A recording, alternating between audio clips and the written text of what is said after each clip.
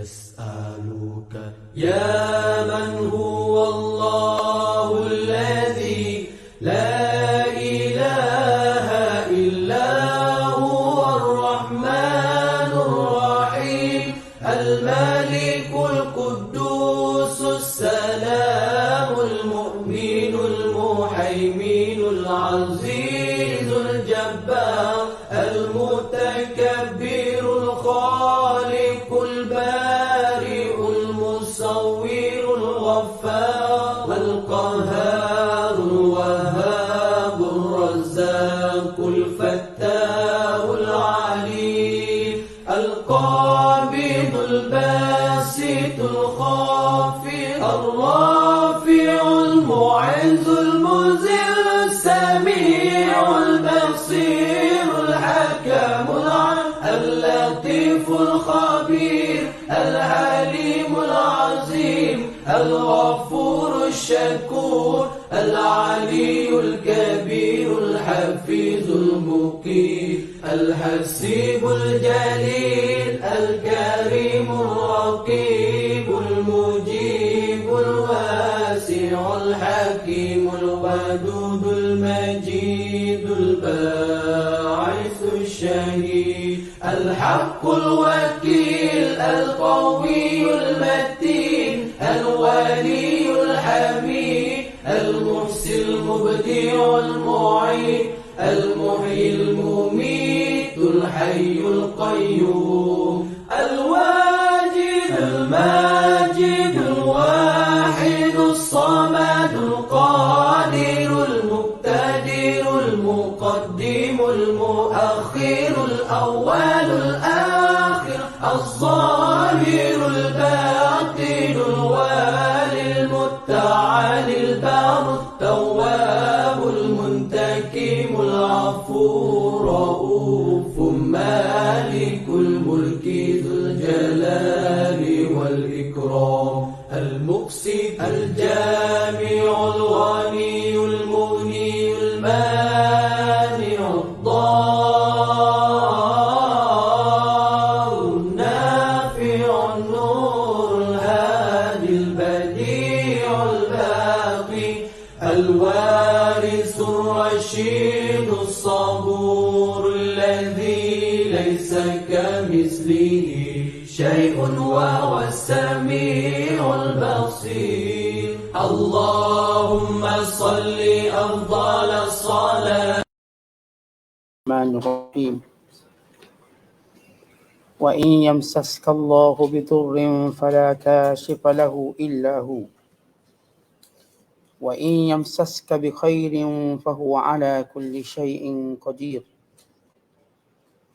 وهو القاهر فوق عباده وهو الحكيم الخبير قل أي شيء أكبر شهادة قل الله شهيد بيني وبينكم وأوحي إلي هذا القرآن لأنذركم به ومن بلغ أئنكم لتشهدون أن مع الله آلهة أخرى قل لا أشهد قل إنما هو إله واحد وإنني بريء مما تشركون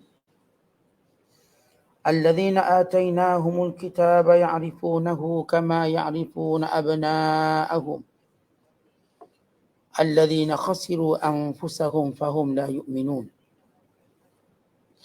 ومن أظلم ممن افترى على الله كذبا أو كذب بآياته إنه لا يفلح الظالمون ويوم نحشرهم جميعا ثم نقول للذين أشركوا أين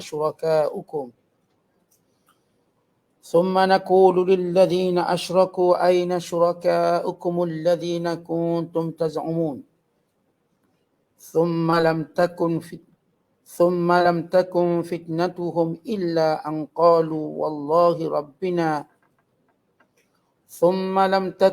فتنتهم إلا أن قالوا والله ربنا ما كنا مشركين انظر كيف كذبوا على أنفسهم وضل عنهم ما كانوا يفترون ومنهم من يستمع إليك وجعلنا على قلوبهم أكنة أن يفقهوه وفي آذانهم وقرا وإن يروا كل آية لا يؤمنوا بها حتى إذا جاءوك يجادلونك يقول الذين كفروا إن هذا إلا أساطير الأولين وهم ينهون عنه وينأون عنه وإن يهلكون إلا أنفسهم وما يشعرون. Sadaqallahul Azim. Dan jika Allah mengenakan, menimpakan engkau dengan bahaya bencana, maka tidak ada sesiapa pun yang dapat menghapuskannya melainkan dia sendiri. Dan jika dia mengenakan, melimpahkan engkau dengan kebaikan, maka ia adalah maha kuasa atas tiap-tiap sesuatu. Dan dialah Allah yang berkuasa atas sekalian hamba-Nya dengan tadbir dan takdir. Dan dialah yang maha bijaksana serta amat mendalam pengetahuannya. Bertanyalah wahai Muhammad, apakah sesuatu yang lebih besar persaksiannya? Bagi menjawabnya, katakanlah Allah menjadi saksi antaraku dengan kamu.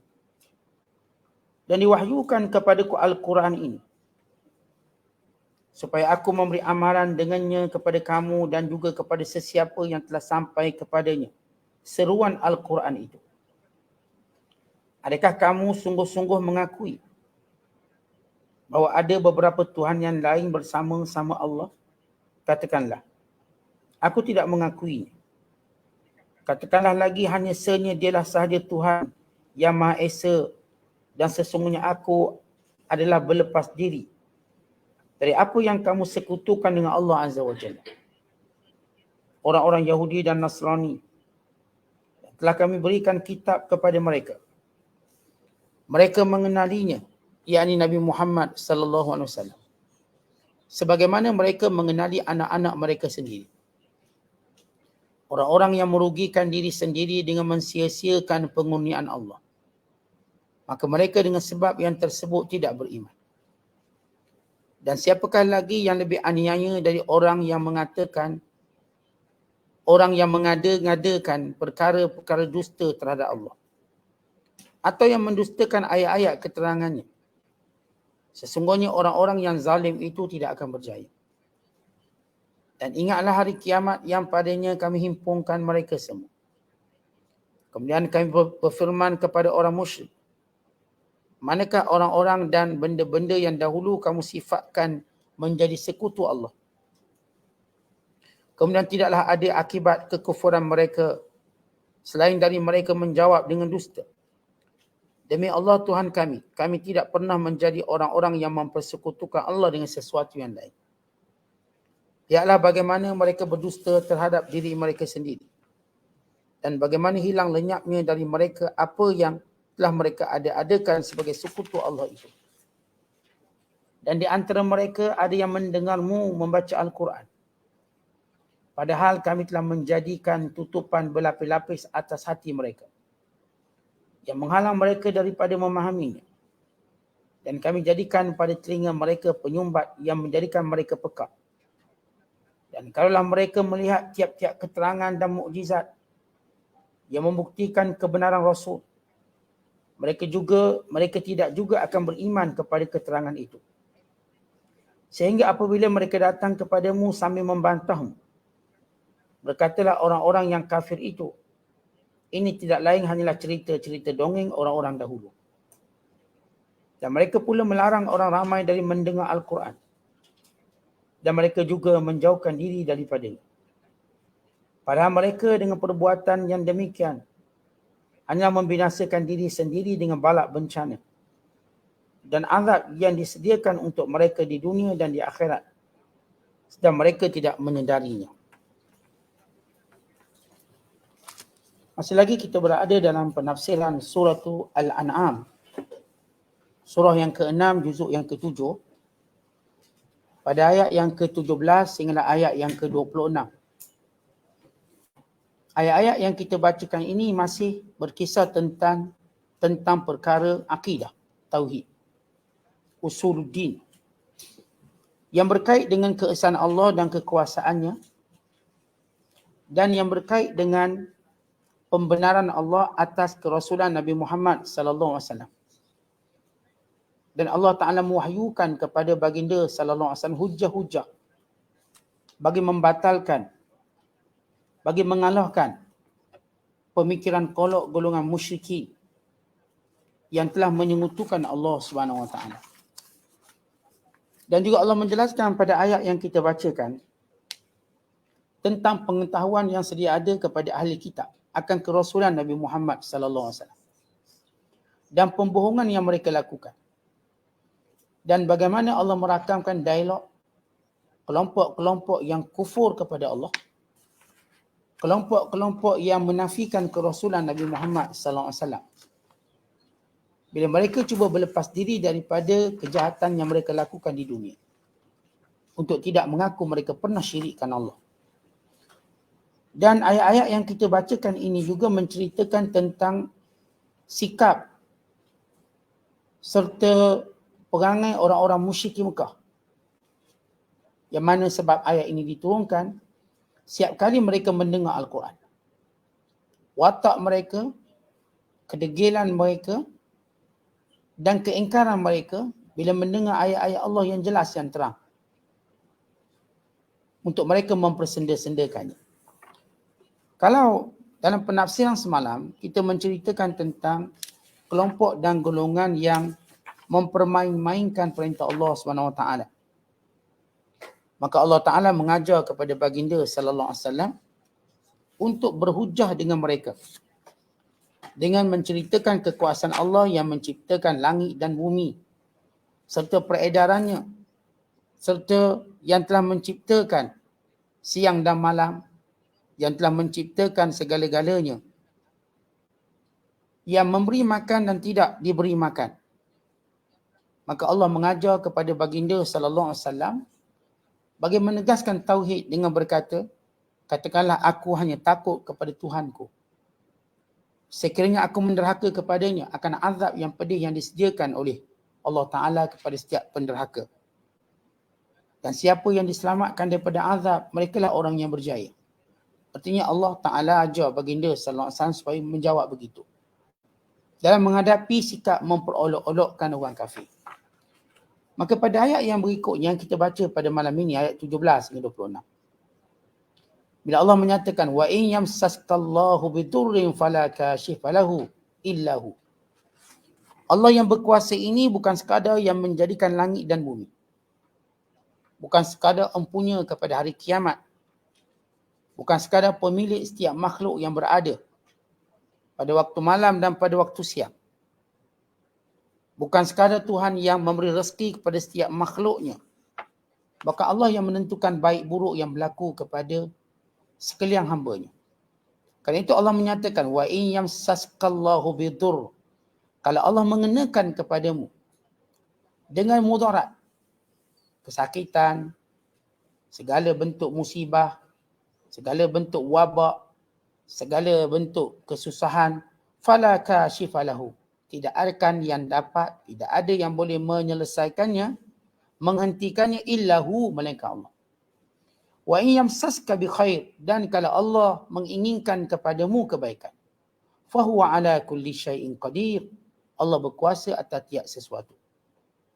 Baik, ayat ini menjelaskan lagi tentang sifat Allah. Bila orang-orang musyrik Mekah dan orang-orang yang mempersekutukan Allah SWT, yang menduakan Allah, tidak jelas dengan Tuhan yang mereka sembah. Tidak terang kepada mereka sifat Tuhan-Tuhan yang mereka sembah.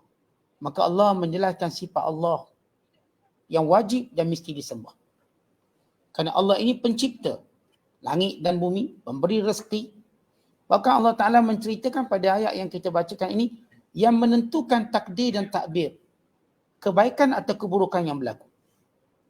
Artinya walaupun manusia dibekalkan dengan akal dan usaha, Tetapi Allah Ta'ala menjelaskan akal dan usaha itu cuma ikhtiar, bukan penentuan. Akal yang kamu ada, yakni kecerdikan, ikhtiar, yakni tubuh badan kamu, kekuatan kamu yang ada, itu cuma ikhtiar. Tapi penentuannya Allah. Kalau Allah nak beri kebaikan, Allah bagi. Kalau Allah nak mendatangkan kemudaratan pada kamu, maka Allah akan kenakan. Sebab itu kita lihat di sebalik manusia berkata mereka sudah melalui fasa ilmu yang matang, yang bijaksana. Mereka melalui kematangan teknologi, kematangan sains kajian. Namun mereka kerap kali gagal untuk mendapat kejayaan yang mereka inginkan. Mereka tak dapat. Artinya barangkali kalau dalam 10 perancangan, satu je jadi. 10 perancangan akal mereka. Bukan kita sendiri kalau kita muhasabah diri kita, apa yang kita inginkan dalam diri kita. Yang kita nak inginkan, banyak tidak berlaku. Kita nak suruh anak kita macam ni, kita nak suruh kita begini. Kita merancang itu dan ini untuk menunjukkan yang berkuasa menentukan mudarat atau manfaat Allah. Kita reka macam-macam obat, kita cipta macam-macam obat. Daripada obat sakit biar sembuh, obat tua biar muda, lemah biar kuat, bodoh biar cerdik, semua bentuk obat kita ada. Yang otak lembat ni ada obat untuk otak cerdik. Yang tubuh tak sihat ini ada obat untuk jadi sihat. Yang nampak tua dah kedut-kedut ini ada obat untuk tegang semua kulit. Yang nampak lemah semangat ini ada obat kuat semangat. Semua ini perancangan manusia dan ikhtiar. Tetapi yang menentukannya Allah. Yang menentukannya Allah. Kerana itu Allah menyatakan wa in yamsaskallahu bidur, bila Allah telah mentakdirkan kemudaratan berlaku padamu, fala kashifa lahu, maka tak ada yang boleh selesaikan. Akhirnya berlakulah kematian. Kematian itu ialah kemuncak putus asa manusia akan ilmunya dan kemampuannya. Dan orang kafir melihat kematian itulah kegagalan. Habis. Sebab itu Allah Ta'ala menceritakan bagaimana watak orang kafir. Mereka melihat kematian itulah penyesalan. Sebab itu bila mereka gagal dan sebagainya, mereka bunuh diri. Penyesalan. Tetapi orang beriman tidak melihat kematian itu penyesalan. Orang beriman melihat kematian itu dengan pandangan yang lebih jauh. Ia taman syurga. Ia adalah pembalasan yang Allah Ta'ala akan berikan kepada setiap hamba-hamba ini. Wa in yamsaska bi khair. Kalau Allah inginkan memberikan kepada kamu apa bentuk kebaikan. Sama ada kebaikan yang zahir, yang hadir, yang akan datang. Seperti akal, ilmu, keadilan, kesamaan, kesihatan, kekayaan. Semua benda ini juga dengan izin Allah. Kadang-kadang Allah mendatangkan negara tadi ditakbir oleh pemimpin yang baik. Maka dengan izin Allah. Kadang-kadang sebaliknya. Sedangkan pemimpin yang baik itu yang dulu mentadbir, sekarang mentadbirnya anak dia. Tapi anaknya tidak mewarisi kebaikan ayah dia. Kalau zaman Nabi Yusuf AS. Fir'aun yang memerintah zaman Nabi Yusuf, Fir'aun yang baik, yang adil. Tapi Allah sebut dalam surah Yusuf sebagai Malik, raja. Tak disebut istilah Fir'aun. Sebab kata-kata Fir'aun ni jahat. Disebut perkataan Malik. Tapi gelaran bagi raja di Mesir terkenal dengan gelaran Fara'inah ataupun Fir'aun. Selepas Nabi Yusuf AS wafat dan selepas Fir'aun ataupun Malik yang memerintah juga wafat, meninggal dunia, maka ditakbir oleh Fir'aun yang jahat. Walau Fir'aun yang jahat ini asalnya daripada Fir'aun yang adil. Raja yang adil. Demikian ketentuan Allah. Macam kita tengoklah, kita ni kadang-kadang kita nilai diri kita macam bijak lah dengan pencapaian peperiksaan. Kita pun dah profesor penuh lagi, lepas tu pegang kerusi lagi. Pemegang kerusi, taklah kerusi tokoh tertentu. Kerusi Ibn Khaldun, kerusi Al-Ghazali, kerusi, pemegang kerusi. Hebat. Tapi apakah anak kita begitu? Tidak semestinya. Anak kita kerusi pun tak ada. Tak belajar. Mungkin. Begitu aturan Allah supaya kita tahu. Walau kita ada sama segala kesempurnaan pada pandangan kita, bukan semestinya anak kita dapat yang sama. Kerana itu Allah sebut dalam hakikat ketuhanan yang mengizinkan kebaikan dan mudarat berlaku ialah Allah. supaya manusia tidak menyekutukan Allah dengan sesuatu, bukan mereka sentiasa al-luju ilallah, kembali pada Allah. Apapun masalah, mereka kembali kepada Allah. Wa huwal qahir. Kerana apa? Kerana Allah itu qahir. Apa itu qahir? Berkuasa mutlak. Fawqa ibadihi, ke atas seluruh hambanya. Ini Allah yang berkuasa, yang tidak terkalah. Kata ulama tafsir, perkataan qahir, al-ghalibul ladzi la yu'jizuhu syai'un ma'asti'la. Iaitu yang perkasa, yang tidak boleh dikalahkan oleh sesuatu dengan sifatnya yang maha tinggi. Fawqa ibadih, atas sekalian hamba-hambanya. Wa huwal hakim. Dia Tuhan yang bijaksana dalam penciptaan makhluk. Al-khabir, yang maha mengetahui akan apa yang berlaku, akan apa yang ditakdirkan bagi setiap hamba. Dan ini sifat Allah. Apakah kamu dapati sekutu yang kamu sembah itu punya sifat ini? Ini berhala yang kamu sembah, adakah dia mendatangkan mudarat? Apakah dia mendatangkan manfaat?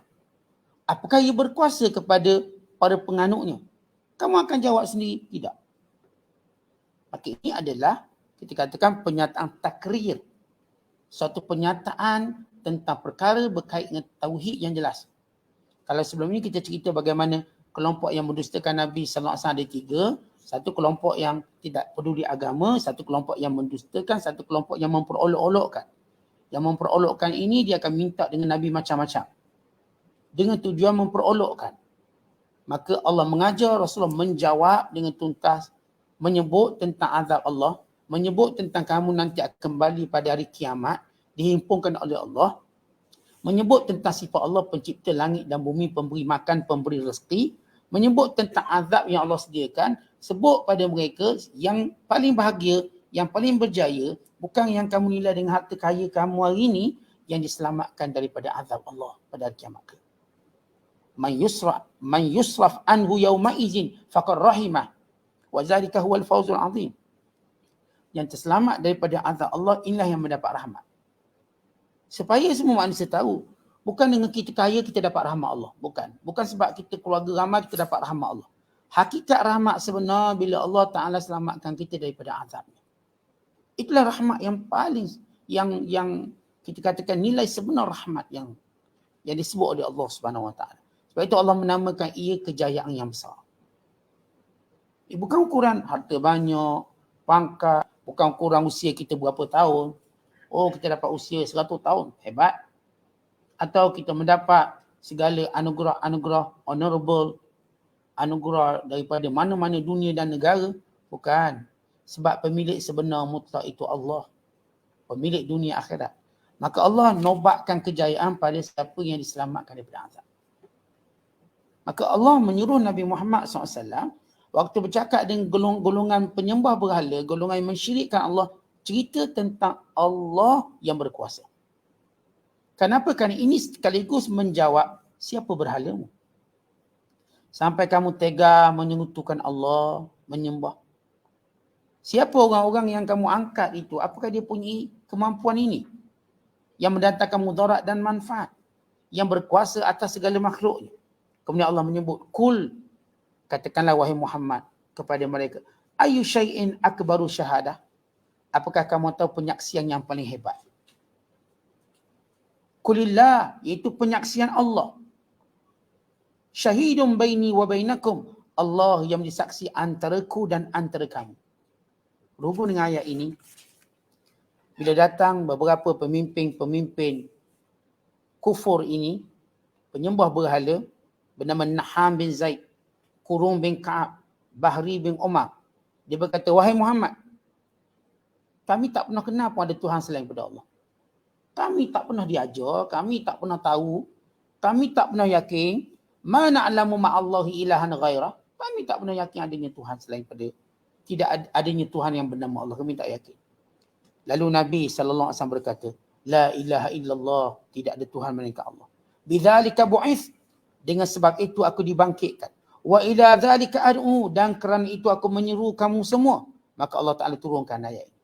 Kul, katakan kepada mereka, wahai Muhammad, syahadah, penyaksian paling besar tentang keesaan Allah, tentang kekuasaan Allah, tentang kewujudan Allah, ialah Allah itu sendiri. Yang menjadi saksi antaraku dan antara kamu. Dan riwayat yang kedua, kata Imam Kalbi, datang pemimpin-pemimpin penyembah berhala Mekah. Mereka kata, "Ya Muhammad, ma nara ahadan yusaddiquka bima taqul min amri risalah. Walaqad sa'alna anka al-yahud wan nasara faza'amu anna laysa laka indahum zikrun wala sifatun. Fa'arina man yashhadu laka annaka rasul kama taz'amu." Fa'anzalallahu ta'ala hadhihi al-ayah. Datang pemimpin Mekah kata, "Wahai Muhammad, tak ada seorang pun yang kata kamu ni rasul, tak ada. Kami tak pernah jumpa pun seorang yang berkata kamu ni betul, kamu ni nabi yang diutuskan. Dan kami telah tanya orang Yahudi. Kami telah tanya orang Kristian. Mereka mendakwa bahawa kamu tak ada satu pun sifat nabi, tak ada pun. Tak ada pun disebut bahawa kamu nabi dan tak ada satu pun sifat nabi yang ada pada tubuh badan kamu. Jadi wahai Muhammad, sekarang cuba bawakan kepada aku, pada kami, saksi yang kata kamu nabi siapa? Sebab tahu kami tak ada orang kata kamu nabi. Sebab tu kami tak nak ikut kamu. Dan kami dah tanya ni ahli kitab, Yahudi Kristian. Pun dia kata tak ada pun orang macam kamu dalam kitab mereka. Sifat macam mereka, tak ada. Sifat kamu ni tak ada dalam kitab mereka. Lalu bila mereka mendakwa begitu, dan mereka kata, cuba bawa satu saksi yang kata kamu nabi. Maka Allah Ta'ala turunkan ayat ini. Qulillah, Allah lah saksi yang terbesar. Saksi terbesar itu Allah. Sebab itu tuan-tuan sekalian, atas dunia ni, macam mana pun kita cerita penyaksian manusia, dia cuma penyaksian kecil. Yang boleh dibeli, yang boleh dipengaruhi. Tapi sebenar-benar saksi atas segala sesuatu ialah Allah. Sebab itu seorang berkata, wa kafallahu, bila seorang berkata, wa kafa billahi syahida, cukuplah Allah jadi saksi. Wa kafallahu wakila, cukuplah Allah menjadi wakilnya. Bila ada seorang lelaki, dia berhutang 1,000 dinar. Maka yang berhutang kata, siapa saksi kamu? Kata lelaki ini, Allah saksi aku. Lalu kata pemberi hutang ini, siapa pula menjadi penjamin kamu? Andai kata kamu tak bayar. Lalu kata dia, Allah yang menjadi penjaminku. Maka orang ni pun bagi hutang 1,000 dinar. Rasulullah SAW cerita kisah ini. Pada hari yang dijanjikan dia pun nak bayar hutang. Tiba-tiba kapal yang nak ke seberang untuk dia bayar hutang, tak ada.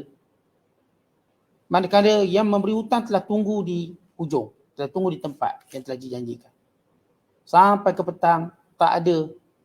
Sampai tak ada kapal pun yang berlabur untuk bawa orang yang berjanji bayar hutang dia. Yang telah menggunakan Allah saksi aku. Dan Allah penjamin aku.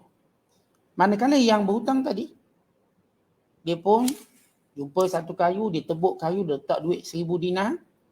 Kemudian dia kata, ya Allah, aku telah jadikan kamu saksi. Aku telah jadikan kamu penjamin, kau sampaikan ni. Maka dia tulis surat. Dan dia hanyutkan. Lelaki yang tunggu seberang tadi, bila tak nampak ada bot pun yang berlabuh, dia bertekad ambil pungut berapa kayu api untuk buat balik sebagai bahan api. Maka dia pungut kayu yang dihanyutkan tadi. Dan bila dia balik rumah, dia belah kayu, ternyata ada surat dan ada duit 1,000 dinar. Maka lelaki sana, pada keesokan hari barulah ada bot untuk ke seberang. Dan dibawa lagi 1,000 dinar.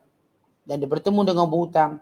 Lalu kata lelaki yang diberi hutang, yang memberi hutang, Allah telah sampaikan hutang kamu. Sebab itu saksi yang paling utama, saksi yang sebenar ialah Allah. Kan itu bergembiralah dengan orang beriman akan saksi Allah Ta'ala. Sebab itulah tuan-tuan kita diwajibkan ikhlas kepada Allah. Kan ikhlas menandakan kita jadikan Allah tu saksi kita, bukan orang lain. Yang jadi riak munafik ni sebab kita nak suruh orang lain saksi kita buat baik. Nak suruh orang tu like lah kita buat baik. Yang sebenar-benar saksi kita, kalau kita mencapai nilai iman yang sebenar, kita amat berbangga dengan penyaksian Allah. Cukuplah Allah memerhatikan kita. Maka itulah dia level orang ikhlas kepada Allah. Sebab dia menjadikan saksi dalam ibadat dia ialah Allah, bukan makhluk. Berbeza dengan orang munafik. Maka Allah ajar kepada Rasul keikhlasan sebenar. Wahai Muhammad, sekalipun manusia tidak menyaksikan apa-apa kerasulanmu dan sebagainya, Allah jadi saksi. Maka cukup. Dan kita juga, ini juga kita katakan teguran pada kita. Tentu kadang-kadang orang ni tak nak percaya kita ni. Cukuplah Allah percaya kita bahawa kita tak tipu. Betul. Memang Allah akan uji hamba-hambanya pada keadaan di mana tak ada orang benarkan dia supaya dia percaya kepada apa yang Allah Ta'ala benarkan. Maka ini yang berlaku pada baginda sallallahu alaihi wasallam. Bukan berlaku pada semua Nabi-Nabi. Tidak ada Nabi-Nabi yang diutuskan melainkan mereka didustakan. Tetapi kenapa mereka kuat? Kerana Allah jadi saksi mereka. Kerana Allah yang melihat mereka, memandang mereka, merahmati mereka. Maka Allah turunkan ayat ini. Katakan, wahai Muhammad, saksiku ialah Allah, antaraku dan antaramu. Wa uhiya ilayya hadzal Quran, dan buktinya lagi diwahyukan kepadaku Quran ini. Li'unzirakum bih, untuk aku memberi amaran dengan Al-Quran ini kepada kamu semua.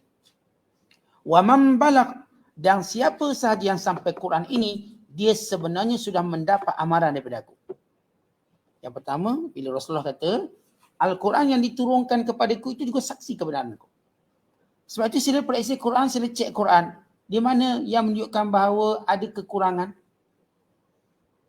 Di mana ada kecacatan, ia sempurna.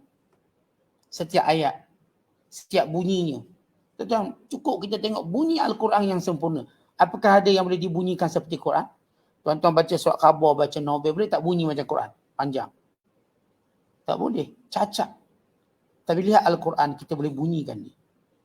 Dengan suara yang merdu, yang lunak. Suara yang terindah. Yang dibaca oleh qari-qari yang Masya Allah. Itulah Al-Quran yang datang dari Allah. Sedangkan yang lain kamu tak boleh nyanyikan dia dengan mudah ataupun dengan indah sebagaimana Al-Quran. Yang punya nilai makna yang luar biasa. Menenangkan. Petunjuk. Mengembirakan. Bukan kekuatan. Setiap kali kita dengar lagu-lagu Al-Quran, ia bukan sekadar menenangkan, dia menguatkan. Dia menguatkan. Ia petunjuk. Ia ilmu. Ia ada kerohanian. Dia adalah keyakinan. Dan dia ada kehidupan. Dia tak macam tuan-tuan dengar lagu. Dengar lagu, lepas tu lembek kita. Sebab dia bukan bentuk yang memberi kekuatan pada kita. Dengar lagu-lagu yang jenis, dia kata sentimental pula, lentuk gitu. Dia makin lemah semangat. Tu bunuh diri. Lepas dengar lagu, jadi bunuh diri. Orang lepas dengar Quran tak jadi bunuh diri. Yang dengar lagu jadi macam berserabut hatinya. Jadi macam resah hatinya. Sebab Allah telah menjadikan wasilah untuk mengembirakan hati ini ialah ayat Allah. Ala bi dzikrillah tatma'innul qulub. Ketenangan tadi mencakupi semua yang saya sebut tadi. Dia bersifat petunjuk, dia bersifat kebahagiaan, dia bersifat kehidupan, dia bersifat kerohanian. Dia bersifat kebahagiaan kita dunia akhirat. Sebab itu tuan-tuan, keluarga, rumah yang diperdengarkan Quran ini rumah yang mendapat kebahagiaan. Itu kita kena selalu perdengarkan Al-Quran. Dalam rumah kita, di pejabat kita, di tempat kerja kita, dalam kehidupan kita, perdengarkan Al-Quran. Bukan sekadar baca satu hal. Perdengarkan satu hal yang lain. Dan ini ketenangan. Kemudian Allah kata, lidah Nabi SAW, diunzirakum bih, untuk memberi amaran kepada kamu semua dengan Al-Quran ini. Wa man balagh, dan siapa pun yang sampai kepadanya Al-Quran, dia telah mendapat amaran daripada aku. A'innakum, apakah kamu semua latashhaduna, menjadi saksi annama Allah alihatan ukhra, bahawa ada Tuhan selain daripada Allah. Ni Al-Quran memberi amaran, memberi peringatan. Adakah kalangan kamu sesudah hujah yang tuntas daripada Quran masih lagi berkata bagi Tuhan itu adanya sekutu? Apakah masih yang berkata demikian? Kulla ashhad, katakanlah pada mereka wahai Muhammad, dengan penjelasan yang terang benderang ini, aku la asyhad, tidak menyaksikan bahawa ada Tuhan selain Allah. Aku tidak menyaksikan bahawa Allah itu ada sekutu. Kul innama, bahkan innama, bahawasanya Allah itu huwa ilah, dialah satu-satunya Tuhan. Wahidun, yang esa, yang tunggal. Esa yang tunggal. Wa innani, dan sesungguhnya aku bari'um mimma tusyrikun, berlepas diri daripada apa yang engkau syirikkan. Berhubung dengan ayat ini, bila mana Nabi SAW membacakan ayat ini kepada orang kafir. Di antara isi ayat ini bahawa Al-Quran ini peringatan kepada kamu dan pada siapa sahaja yang dengar Quran. Walaupun zaman kita ni, kita dengar Quran. Ia adalah amaran dari Allah daripada semenjak macam zaman Nabi lagi. Dalam hadis disebut, Rasulullah menyatakan, Balighu anillah Faman balagatu ayatun min kitabillah faqad balagahu amrullah. Sampaikan daripada Allah. Siapa yang sampai kepadanya salah satu ayat Allah, berarti dia telah sampai perintah Allah. Jadi macam kita hari ini, pada zaman Nabi SAW, perintah Allah disampaikan melalui wahyu yang Nabi bacakan. Di zaman kita ini, wahyu ni kekal kepada kita sampai hari kiamat. Si ayat yang kita baca, si ayat yang kita diperdengarkan, itulah perintah Allah yang kita perlu lazimi dan kita perlu ikuti. Diriwayatkan juga daripada Muhammad bin Ka'ab Al-Qurazi, dia berkata, Man balaghul Quran faka'annama ra'an Nabi sallallahu alaihi wasallam. Siapa yang sampai kepada Quran seolah-olah dia melihat Nabi. Melihat Nabi macam mana? Melihat Nabi sedang beri amaran pada dia, ingatan pada dia, sebagaimana Rasulullah SAW beri amaran, ingatan, penjelasan kepada musyrikin Mekah. Sebab Rasulullah SAW dia dakwah dengan apa? Dengan Quran. Nabi bukan dakwah dengan mantik, dengan logik. Quran yang diturunkan. Allah ajar setiap kali mereka musyrikin Mekah bawa kekeliruan dan juga istihza, atau kita sebut sebagai penghinaan-penghinaan, melainkan Allah ajar Rasul jawab begini, baca macam ni. Maka kata Muhammad bin Ka'ab Al-Qurazi, siapa yang dengar Quran hari ni seolah-olah dia melihat Rasulullah bercakap dengan dia, beritahu. Inilah ayatnya.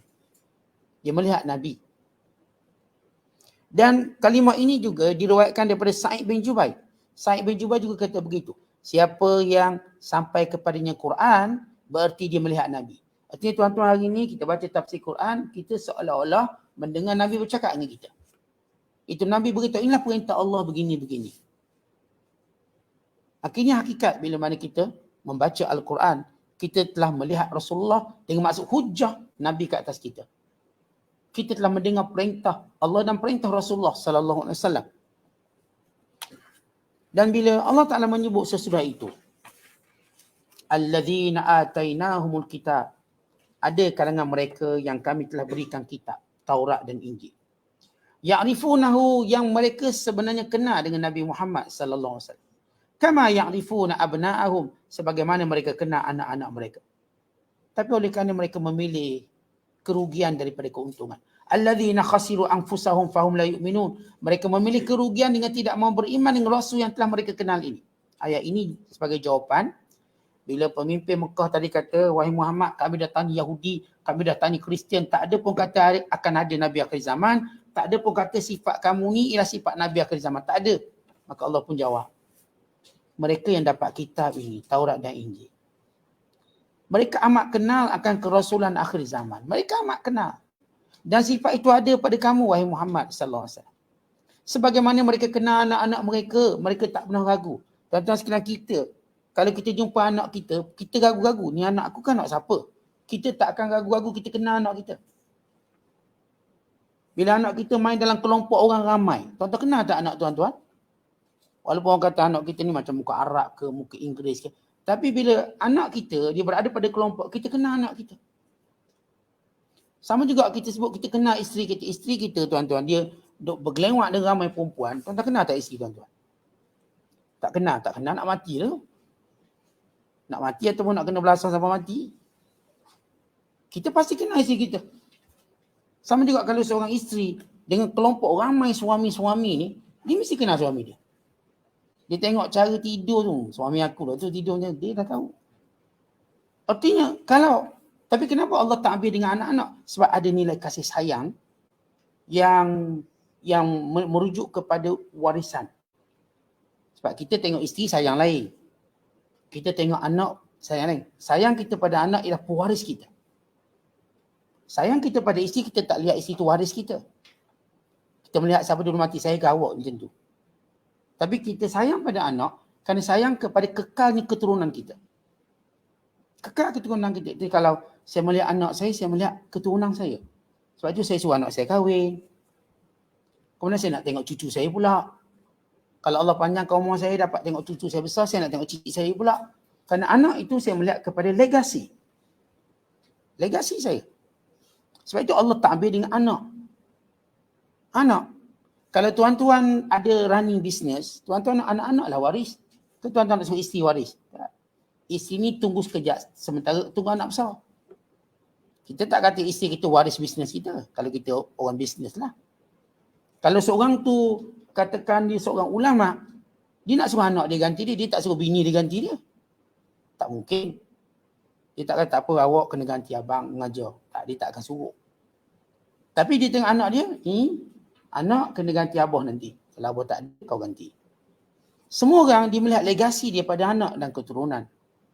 Sebab itu Allah takbir dengan anak. Yahudi ni, mereka kenal Nabi macam mereka kenal anak mereka. Tak tersilap langsung.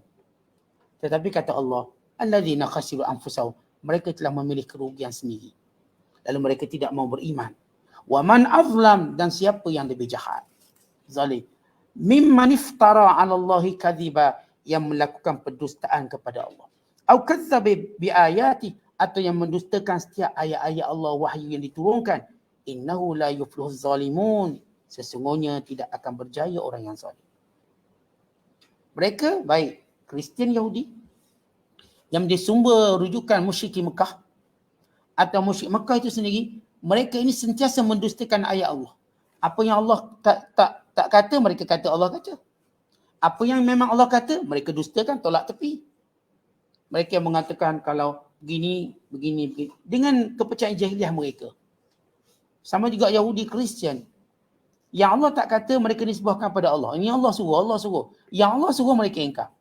Jadi mereka buat dua kesalahan. Pertama, menisbahkan sesuatu yang bukan datang dari Allah kepada Allah. Yang kedua, menolak apa yang datang dari Allah untuk kata bukan dari Allah. Zalimnya mereka dalam pendustaan ayat-ayat Allah ini. Wa yawma nahsyuruhum, dan ingatlah pada hari kami himpunkan semua penyembah berhala, munafik, musyrik, orang-orang Nasara, orang-orang Yahudi, semua kami himpunkan. Thumma naqul, kemudian kami akan berkata, lilladzina asyraku, bagi orang yang telah mempersekutukan kami di dunia. Aina syurakaukum, mana sekutu-sekutu kamu, alladzina kuntum taz'umun, yang kamu dakwa-dakwa dulu.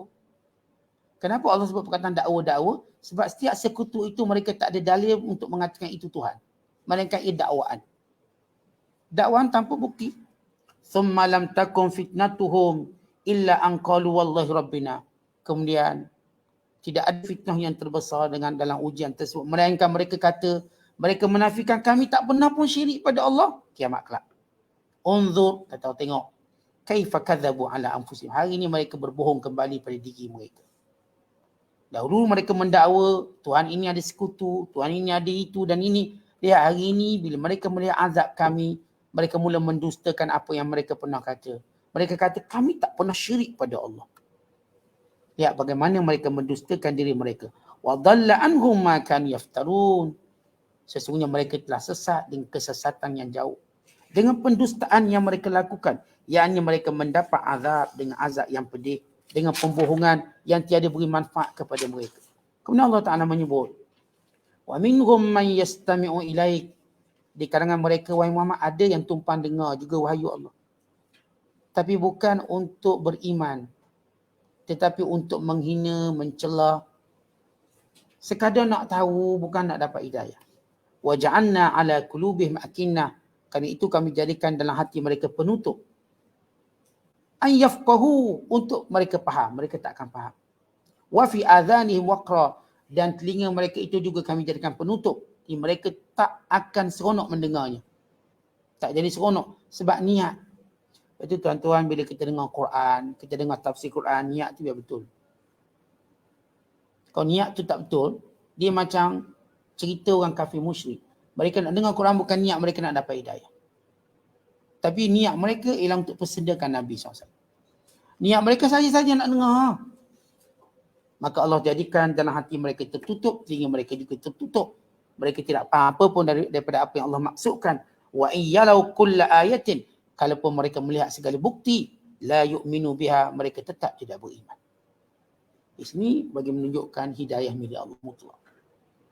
Dan sini juga menunjukkan kepada kita tuan-tuan sekalian, niat kita ini akan menjadi langkah pertama untuk kita dapat hidayah. Siapa yang niatnya baik, niat dia nak kembali kepada fitrah, nak jadi hamba Allah yang sungguh-sungguh, maka Allah jadikan semua ayat-ayat Allah bermanfaat untuk dia, semua nasihat-nasihat berguna untuk dia. Kalau dia tak ada niat nak kembali kepada Allah, apa pun dia dengar tak beri manfaat. Hatta idza ja'uka, Bila mereka datang menemuimu wahai Muhammad, yujadilunaka, mereka sentiasa membantah kamu. Yaqulul ladzina kafaru, bahkan mereka berkata, yang kami dengar ini cuma cerita dongeng. Kami pun boleh bawa cerita dongeng. Wahum yanhauna an wa yanauna an. Dan di kalangan mereka pula ada yang menghalang daripadanya dan menjauhinya. Wa in yuhlikuna illa anfusahum wa ma yash'urun. Mereka membinasakan diri mereka tanpa mereka sedari. Tuan-tuan, ada beberapa pemimpin Mekah. Di antaranya ialah Abu Sufyan bin Harb, Walid bin Mughirah, Nadhr bin Haris, Utbah dan Syaibah ibn Rabi'ah, Umayyah bin Khalaf, Ubay ibn Khalaf. Dia dengar Rasulullah baca Quran. Lalu mereka berkata pada Nadhr. Nadhr ni ialah penipu lara dia. Wahai Aba Kutailah, apa Muhammad cakap tu? Muhammad baca Quran tadi kan, Muhammad cakap apa? Lalu kata Nadhr, wallazi ja'alaha baitahu ma adri ma yaqul. Aku pun tak tahu dia cakap apa. Illa anni arahu, aku cuma tengok mulut dia gerak je. Aku pun tak tahu dia cakap apa. Padahal Quran tu mukjizat tu. Mereka dengan dengki menafikan. Macam tuan-tuan tengoklah orang bila dia dengki, orang pandai boleh kata bodoh, dia tu bodoh tu. Padahal orang tu pandai. Tapi dia dengki, dia akan menafikan. Dia kata, aku cuma tengok mulut bergerak, bercakap sesuatu. Wa ma yaqul illa asatirul awwalin. Dia cuma kata, dia cuma cerita kisah-kisah dongeng. Yang aku pun pernah cerita kisah-kisah dongeng tu. Aku pun boleh bercerita. Maka Nadhr ini dia pun himpun orang, dia pun cerita juga kisah-kisah Rom, Parsi. Tentang baik. Secara ringkas. Dalam Quran ada cerita. Apakah bukti bahawa cerita dalam Quran bukan dongeng? Ya, memang secara akidah kita tahu Quran ceritanya benar. Tapi Allah nak tunjuk cerita dalam Quran bukan cerita dongeng. Kerana dalam Quran ceritanya tidak akan detail. Sebab orang yang cerita dongeng, dia mesti cerita detail. Cerita dongeng, ada jin tu mata satu, nama dia sekian-sekian, dia duduk sekian kampung. Kampung tu sekian ada rumah, lepas tu pokok ada 4 batang, pokok duku depan, pokok rambai belakang. Sebab dia apa? Penipu lara, dia akan cerita secara detail sebab tujuan dia cerita. Lepas tu ada seorang tuan puteri, dia ada 3 beradik. Yang seorang tu mata boleh, yang seorang tu pendek, yang seorang tu gini. Dia akan cerita macam detail, kita dengar. Sebab apa? Ini cerita asatirul awwalin. Tapi kalau kita berbalik pada Quran, bila Quran cerita, ada yang Quran tak sebut pun nama dia. Ashabul Kahfi sebagai contoh. Sebut tak nama tak? Mereka pemuda. Yang berlindung di gua. Quran cerita tak gua tu kat mana? Tak. Sebab Quran bukan cerita penipu lara. Cerita Al-Quran untuk kita faham mesej. Maka bila Allah sebut anjingnya, tidak disebut pun anjing tu jenama apa. German Sheep ke sekian-sekian, tak ada. Sebut just anjing. Gua, just gua. Tak sebut, even negara pun tak sebut. Bila sebut kisah, setiap kisah kita lihat, tidak dimentionkan namanya melainkan para Nabi kerana wajib diketahui nama mereka. Kalau mereka bukan Nabi, tak akan disebut nama. Kalau mereka bukan Rasul, tak akan disebut nama. Yang disebut ialah Rasul namanya. Adam, Idris, Nuh, Hud, Saleh. Bila diceritakan tentang unta Nabi Saleh, tengok gaya penceritaan Al-Quran. Ringkas, padat. Mesejnya besar. Mesejnya ialah mukjizat yang Allah berikan pada Nabi. Jadi di situ satu perbezaan yang cukup terang nyata. Ya, walaupun saya kata kita tak perlu pada perbezaan itu sebab Al-Quran memang cerita wahyu Allah. Cuma bila kita nak cakap dengan geng-geng yang kata Quran cuma juga ada cerita bla-bla. Saya lihat usduk Al-Quran dalam bercerita lain. Dia tak macam penipu lara cerita. Penipu lara bila dia cerita dengan detailnya, dengan autannya, dengan semua benda. Capuk elang sekali. Elang boleh tak? Sebab namanya penipu lara. Maka Allah Ta'ala menceritakan bagaimana golongan-golongan ini yang mendengar Al-Quran tapi tidak mau mengambil manfaat. Bukan tak cukup setakat itu. Wahum yanhauna an. Mereka halang pula orang yang jangan dengar. Wa yanauna an. Dan mereka sendiri jauh daripada apa yang mereka dengar itu sendiri. Wa in yuhlikun. Dan mereka ini semua binasa. Mereka lupa mereka sedang membinasakan diri mereka dalam keadaan mereka tak sedar. Wallahu bissawab. Assalamualaikum warahmatullahi wabarakatuh.